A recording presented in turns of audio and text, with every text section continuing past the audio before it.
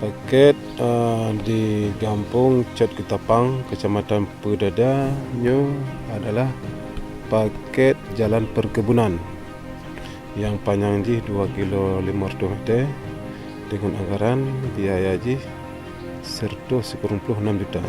Luar biasa memang karena orang lewat menurut lalang kebun lu kebun urung pelara lemona, urung sawit, urung pelara coklat, coklat, karet, macam-macam nak kebun itu. Luah kebun lebih dari 200 hektar ya.